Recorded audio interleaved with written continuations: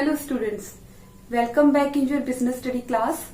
In our today class, we will discuss our further principles, ninth principle, that is centralization and decentralization. Now what is the meaning of centralization?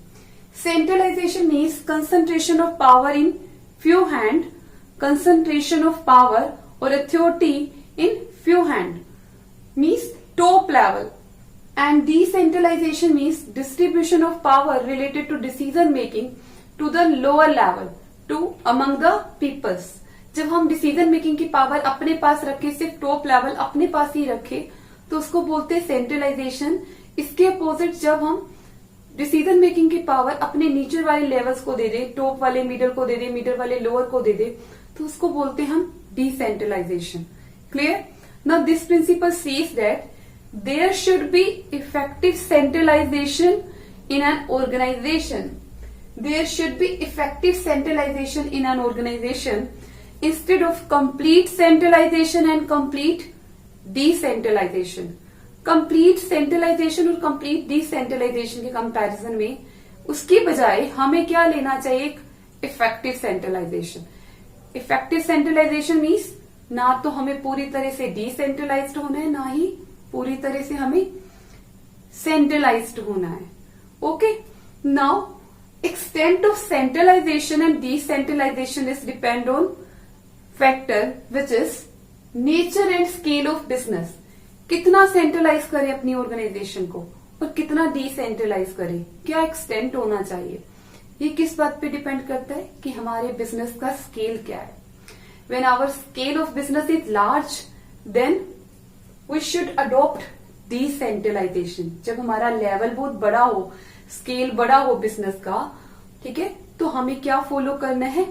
Decentralisation. Because if we follow the centralisation then the workload of superior is increased. अगर हम centralisation follow करेंगे तब तो जो superior का workload है वो क्या होगा? बढ़ जाएगा.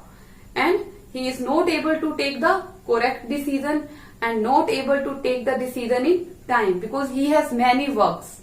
Okay, but if our scale is small, our level of business is small, then we can follow the centralization. तब हम सारे decisions खुद ले सकते हैं. इतना काम ही नहीं है हमारा, इतना बड़ा business नहीं है, तो वहां पे हम centralization follow कर सकते हैं. Decentralization बहुत थोड़ा सा follow करेंगे. Okay, तो हमें क्या follow करना है? Effective centralization. Not complete centralized, not complete decentralization. Effective centralization means the main decision should be taken by the top level and day-to-day operation is taken by the lower levels or middle level. जो main decision है, like planning, like policy making, जो हमारे main decision है वो कौन ले ले? Top level. और जो daily के हमारे decision है, like purchasing of raw material, ये decision कौन ले ले? Purchase department like. ओके, इसकी परमिशन उसको दी गई हो कि आप रॉ मटेरियल परचेज कर सकते हो. इसके लिए आपको हमसे परमिशन लेने की जरूरत नहीं है. Clear? Then what is its positive effect? Decrease in the workload of superior. Due to this principle the workload of superior is decreased because we allot works to our subordinates. Second is better and quick decision. Our workload is decreased due to which we take better decision. काम थोड़ा सा करना है तो उसी पे ध्यान देना है, बस एक चीज पे ध्यान देना, तो डिसीजन कैसा होगा? बेटर होगा. ठीक है. एंड क्विक डिसीजन, डिसीजन हम जल्दी से भी ले पाएंगे. Clear? Encouragement of subordinates. Next is encouragement of subordinates. Our subordinates get encouraged that they have some authority to take the decision. वो इंकरेज होंगे कि हमारे पास कुछ पावर है, खुश होंगे, सेटिस्फाइड होंगे. ठीक है. और जब वो सेटिस्फाइड होंगे तो अच्छा काम करेंगे. Clear? Now negative effect, violating effect.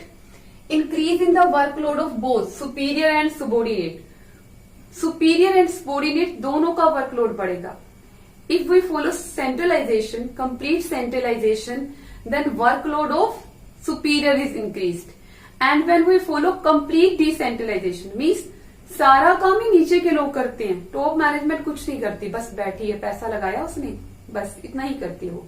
तो किसका वर्कलोड बढ़ जाएगा? हमारे सबॉर्डिनेट्स का वर्कलोड बढ़ जाएगा, लोअर लेवल के पर्सन का वर्कलोड बढ़ जाएगा। तो अगर हम इस प्रिंसिपल को फॉलो नहीं करते, then increase in the workload of both. Delay और wrong decision, delay in decision, बहुत सारा काम है तो डिले होगा ना डिसीजन लेने में, एंड सम टाइम वो take wrong decision also due to the workload, we are also taking the wrong decision. जब काम ज्यादा हो तो कई बार हम गलत डिसीजन भी ले लेते हैं। Third, discouragement of subordinates, subordinates satisfy नहीं होंगे, और जब सेटिस्फाई नहीं होंगे तो किसी भी काम को करने के लिए डिस्करेज होंगे, आगे नहीं बढ़ेंगे। Clear? Then next principle is principle of order. Here order means, order का मीनिंग कमांड देना नहीं है, किसी को ऑर्डर देना, ये करके आओ वो करो, नो। ऑर्डर का मीनिंग है एक प्रॉपर प्लेस होना। Order means a proper place. Every enterprise should have 2 orders. Order means proper place. One is material order and second is social order.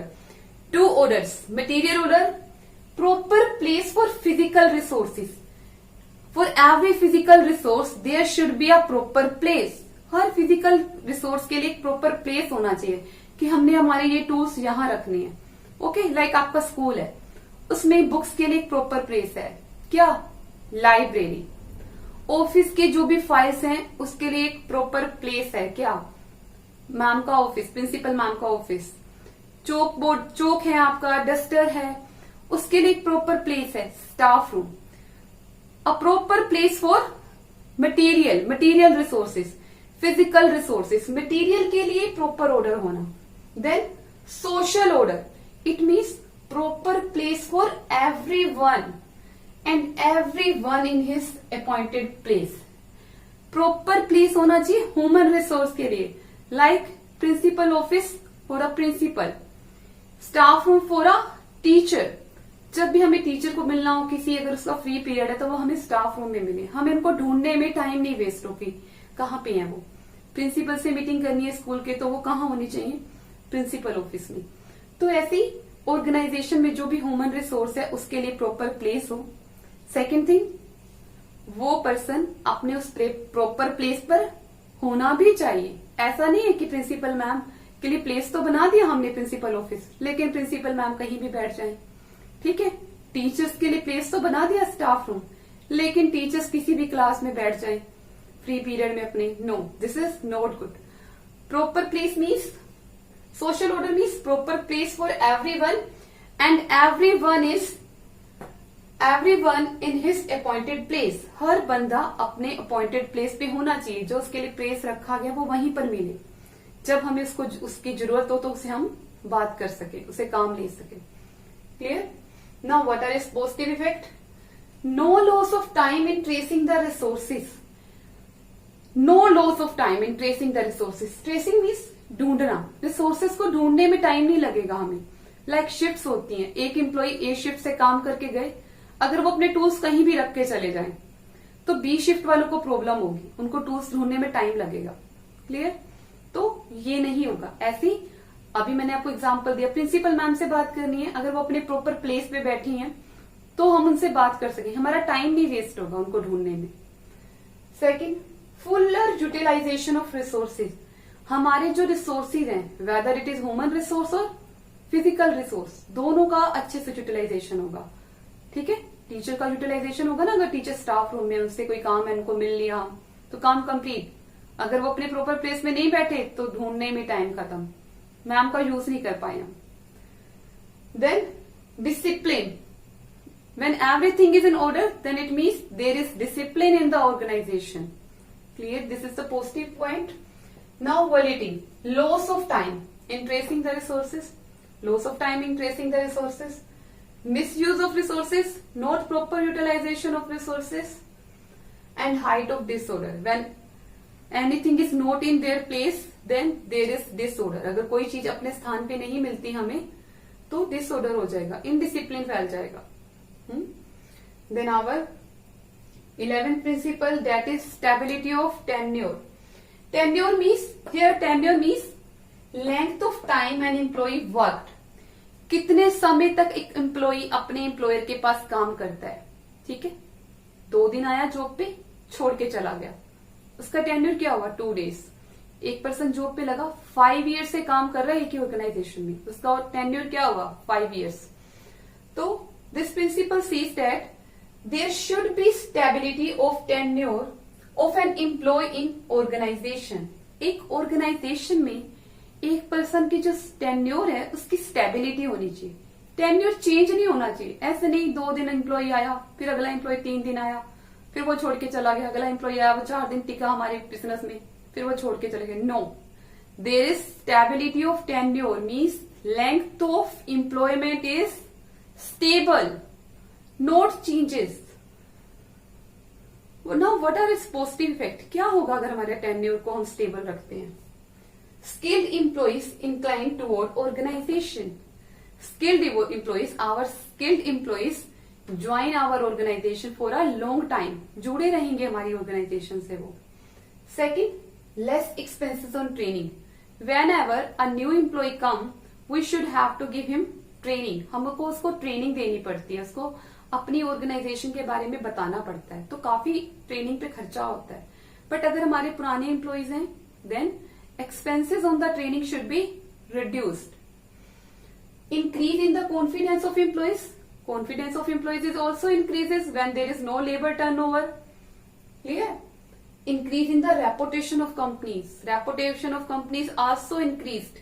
लोग कहेंगे इस कंपनी में तो एम्प्लॉइज लंबे समय तक टिकते हैं, तो मार्केट में हमारी रेपुटेशन बढ़ेगी। लेकिन अगर एक एम्प्लॉय आता है 2 दिन किया छोड़ के चला गया, 3 दिन किया छोड़ के चला गया, तो क्या होगा मार्केट में, हमारी रेपुटेशन खराब हो जाएगी, हमारी कंपनी में कोई भी अच्छा एम्प्लॉय नहीं आना चाहेगा।